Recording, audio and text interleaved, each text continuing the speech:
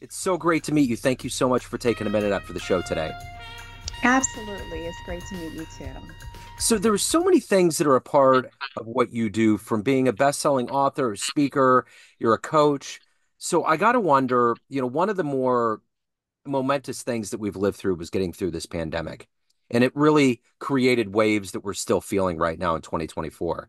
How did you Yeah. ultimately get through that time period, and how has it influenced the way that you approach life now? So I actually was pretty busy during the pandemic because there were so many couples that were realizing that there was so many conversations that they hadn't had in years, Yeah. but they couldn't run away from it anymore because now they were working from home. The kids were a distraction over the years, and they were just able to sweep things under the carpet, or they would talk to a girlfriend, or maybe a guy, he would talk to his friends, but not really talking to each other. What they found is that they didn't even know each other. And that they had evolved into different people, but they didn't evolve together. So some couples made the very hard decision that they would be much more healthy disconnecting. And then we had to figure out, how do we consciously uncouple, especially when there's kids. And then you're in the middle of a pandemic. So it wasn't the best time to try to sell a house, or, I do remember at one time, like the rent went crazy, So it was just a very tough time. It was a tough time for singles that were in another state because of work, because of family, so many different things. And their family was not here, being scared to fly and really can't connect with family at that time, which was a very scary time. I realized for myself is that I think I took a little bit for granted being able to smile at people, being able to hug people. I'm a hugger. I'm very affectionate.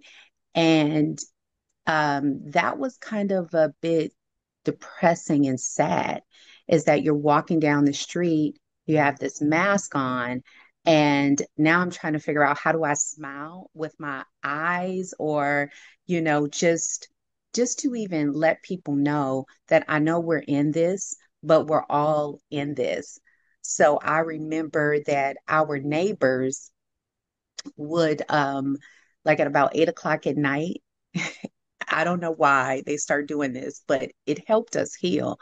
Is that they would just open their windows, and everybody would get their pots and pans, and they would beat on them really, just really hard. Actually, it sounds kind of musical in a way. And then we just would scream just to let each other know Yeah. that we were there, and then we'd laugh about it. And I felt that I'd really look forward to 8 o'clock because I was able to kind of let it out. So that was what I learned during the pandemic. Is one, is that it is so important, not only for communication, but intimacy with self first. Yeah. And then you show up in the relationship in what you're doing for yourself. And you don't just keep that to yourself, but if you're married, you share it with your mate, or you have a partner, you have a companion, you share it with your mate, even you share it with your kids, what's appropriate, right? I also found out that if you don't have that connection with self, and then you all of a sudden can't see your family, that will put you in, I think, a mind state of not only depression, but feeling like you are really all alone Yeah. and not knowing how to navigate through that. And then finally, realizing how important it is to see people smile. It doesn't take anything for you to say hello, good morning, good afternoon, good evening. That was a Southern thing that you grew up knowing that you did not say good morning, to whomever you saw on the street. Not so much in California. I find that a lot, but it takes me nothing to initiate that and initiate that smile, or maybe just, I love that color you have on. Whereas they may be thinking, you know. I've gained this weight and I feel horrible. And you tell them that you love the color they have on, and it really just does something for them, for their esteem. So those were the things that I really learned during the pandemic, is not taking it for granted and using your voice, especially when you have one. So let's go to the beginning of your life and find out how we got here. What did you want to be when you were in grade school? What was your dream to grow up and become? So this is an interesting story. It was between an actress and between a child psychologist. Now, was a childhood actress between 5 and 18 years old. So I love the craft of acting. Yeah, Um, but I loved helping people. And I knew even then, like my mother will tell you that I was like 5, and a little girl at school, she liked my boots. And she was just like, oh my gosh, I want those boots or whatever it was. And I was just like, hey, you can have my boots, yeah, no problem. My mom will buy me some more. And I was like that at that age. Even my mom says, just the most caring and giving child. yeah, So I knew that in my core, that I knew I would be doing something helping people. So in the second grade, I'm sitting in my class. And of course, that question comes, what do you want to be when you grow up? So before this conversation, I would always raise my hand. And I raised my hand and I said, and then by the way, she was actually my favorite teacher up until that point. I said, I want to be a child psychologist. Now, I think I said child psychologist because I was a child and that was the only thing that I could connect with. yeah, And she says, oh no. She says, you don't read that well. You don't write that well. You really don't even add that well. So you can't do anything that would be analytical. And you can't do anything in journalism. I hadn't even mentioned journalism. I didn't even know what that was. But she says, you can't do anything in journalism because you don't read and you don't write that well. How about you just go to trade school? Now, I didn't even know what trade school was because the only thing that my parents talked about in my household was you would automatically go to college. That was a big thing. yeah, And I was puzzled and I looked at her, not really knowing what trade school was, but I says, well, can I at least be a nurse? Because I'm still thinking as a kid that's helping people. And she says, oh no, honey, maybe a CNA. And I didn't know what a CNA was, I knew that it must be something that was like up under, like a nurse or something. And in that moment, I knew I know the moment that I started to lose my voice. I started to sink within. When you are in the acting business, you're always getting rejected. yeah, So if you don't have good mentors and parents that are always pouring into you, you're going to have a esteem problem anyway. yeah, And I remember that was the first sense of I'm not good enough. I'm not worthy. I'm dumb. I'm not even smart, right? yeah, And later on in life, I would find out in my first year of college, the reason why I had to read the book like 3 times to just get a B was because I was dyslexic. yeah, So I saw things a little backwards than everybody else. So when the teacher's like kind of screaming and saying, that's not what that says, I'm like, yes, it is, because that's what it says to me. But I didn't know that. My parents weren't familiar with that. But it was like, oh, this makes sense. And then I started to get help for that in terms of how I seen the world and what was actually there on the paper. And I memorized a lot. That was the way that I could try to get through it. And then I would have to memorize my lines. So it worked out, right? So that moment, though, I think there was a part of me that lost sight of what my passion was. And then you start hearing all kinds of things. Oh, you should get into marketing. You debate really well, so you should be a lawyer. You start hearing all these different things, so you're losing sight of what your passion was. from a child. And so I did it all. I ran away from it. I got an MBA. I was an assistant, uh, a dean of a school. I went to academics. I said, okay, well, maybe I should go into strategy. I went to strategic partnerships, and all of these I excelled at, but every single one that I would go to, it would be the VP or the president or the director, and they would say, "You're so good, though, in helping people navigate through behavioral issues, through relationships." And it was something in me that thought, no, I'm not, I'm not good at that. I won't be good at that. Yeah. Even after I just wrote another book. So this will be my eighth book. So even after writing the books on what she said, no to journalism, there was something still in right when I turned 40, that still was saying, I'm still not good enough. Yeah.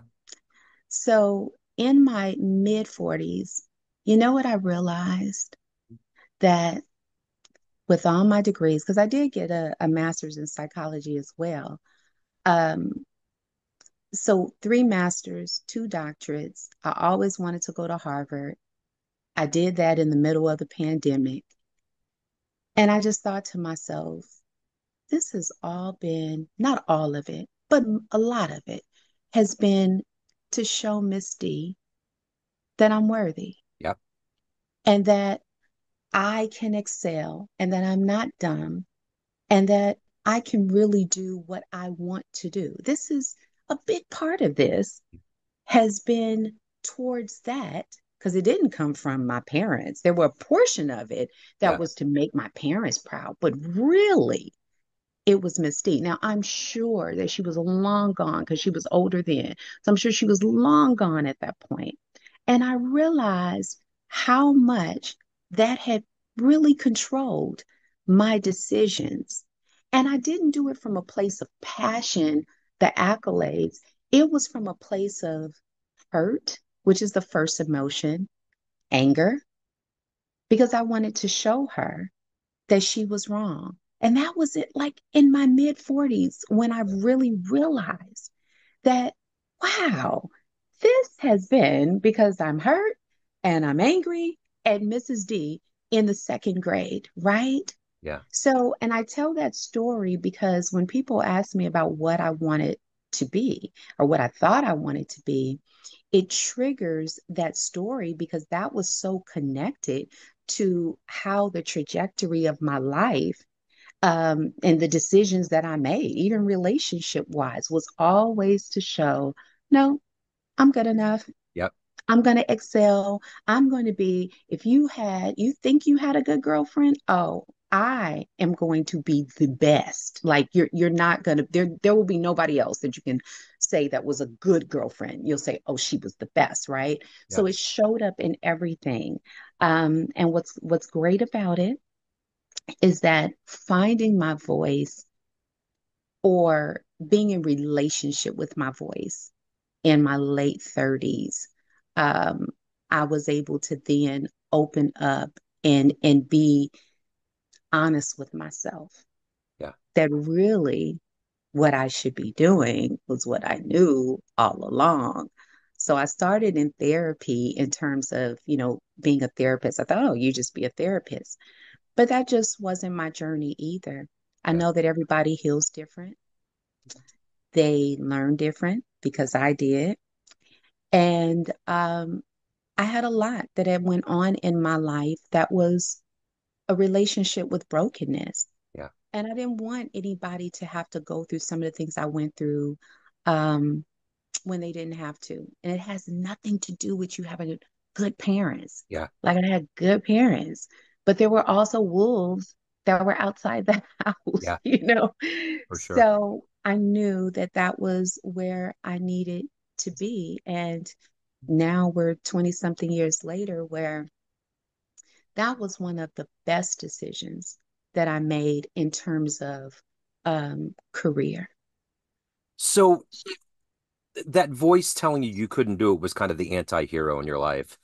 And that can play as big of a role as the hero. Who is the most encouraging for you in your life to go after these pursuits and to dream big? Wow. I think that my mom was the most encouraging because my mom was the opposite of me. She was controlling, she was dominant, she was motivational, she was a go-getter. She was all the things that I thought that I was not. So she was the most encouraging. My dad was very encouraging, but his was more of a subtle encouragement. Yeah. Hers was more of a in your face encouragement. Yeah. Yeah. So let me ask you this. If you could meet one person alive on the planet right now that's kind of gone through the path that you have of overcoming and becoming something that you were told you weren't going to be, and you could spend some time with that person, who would that be? Who would you love to meet?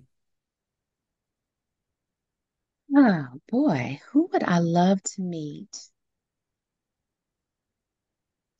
Okay, so this is not going to be the answer that you probably expect. Um, I would love to meet every part and the core, every part, even the parts that were maybe hidden on purpose. Me. Yeah. Yeah. That's a great answer. So, what has been the consistent motivator for you to accomplish and evolve into where you feel like your place is on this planet? What has been that urge every day, that energy to wake up and to do that? I think there's been different um, urges and motivations in my life. I have a daughter who I only have one child, and she is 27. And at one point, she was the motivation. And then sometimes it was the fact that when my dad passed away, um, my mom was the motivation because all I could think about is retiring her at an early age. I put a lot of pressure on myself to make sure that I could work, work, work, and she would have everything she needed.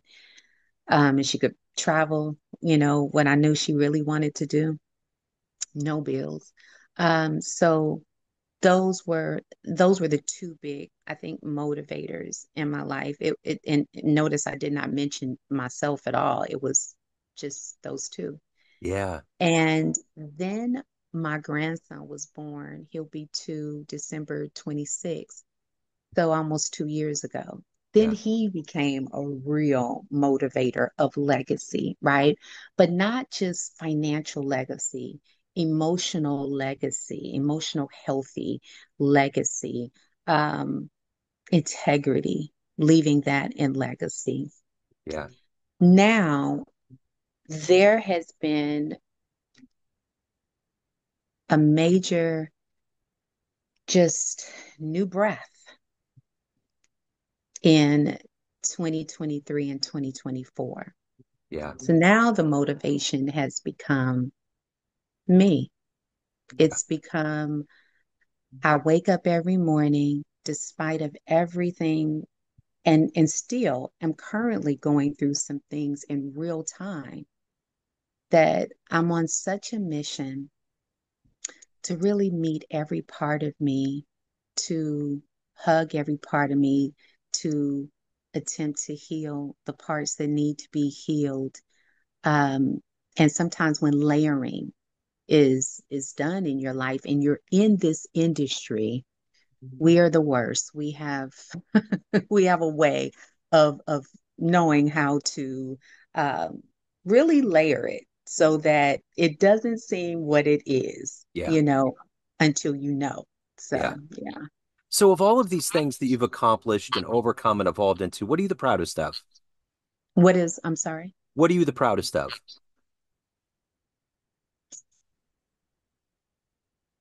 My grandchild calls me Mimi, because I feel like he's a do-over. Yeah, And I feel like I really got it right in my relationship with him and what he teaches me. because I think that the innocence of it, like the things that make him laugh, I'm like, he's running from one end of the room to the next, and he thinks that's so funny. Yeah. And it makes me laugh because he's happy. And I thought to myself, wow, how small is that one end to this end? And that's so it's happiness. It's funny. And he just thinks, oh my gosh, this is the best. Yeah. Whereas then when we start learning behaviors and learning from people and the stress of it all and the social media and the media and all the things that we're being taught that we don't even know if we really even believe or not, those things become stressors. Yeah. So I'm really trying to find the joy in wanting from one end of the room to the next end of the room and being at peace with that. So, as an actor, what was your favorite role? What was your favorite project you worked on? Let's see.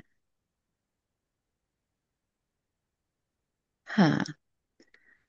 Um, I don't know if this was a favorite role.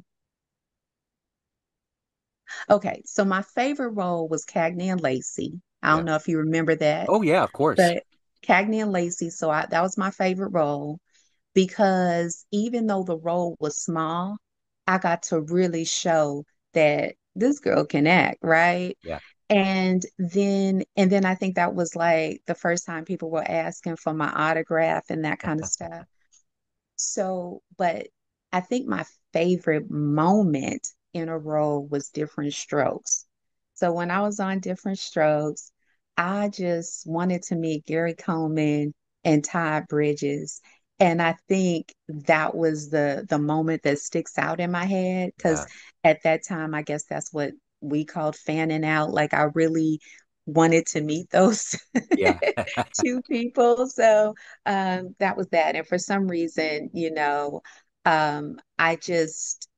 I don't know if it was they were closer to my age and they were just doing what I wanted to do on a consistent basis and the money that they were making at that time. So yeah. Yeah. So everyone out there has a perception of you in all these different roles that you've had in life. Family, friends, fans, everyone that has been a part of your coaching, but you ultimately run the show. What's your perception of you? Who do you think you are? Now, like in this moment, Yeah, right in this moment. Yeah.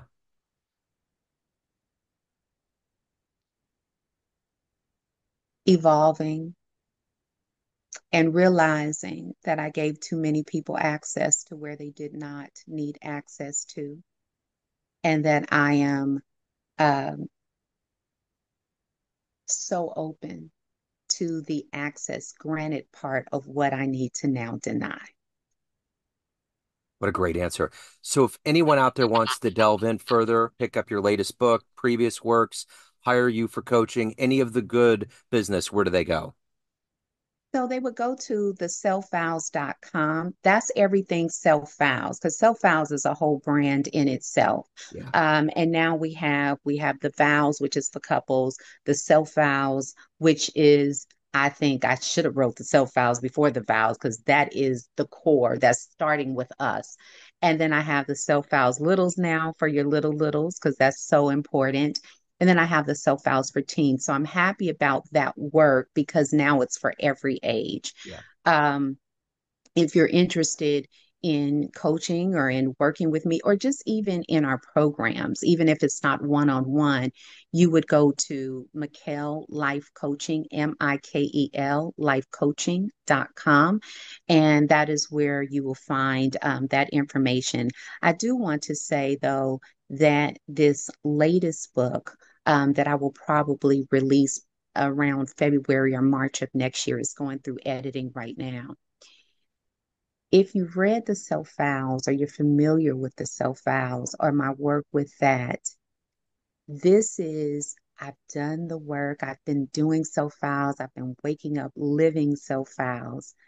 But sometimes you get the question that kind of pops up in your mind, now what? Yeah. This next book is the now what. Okay.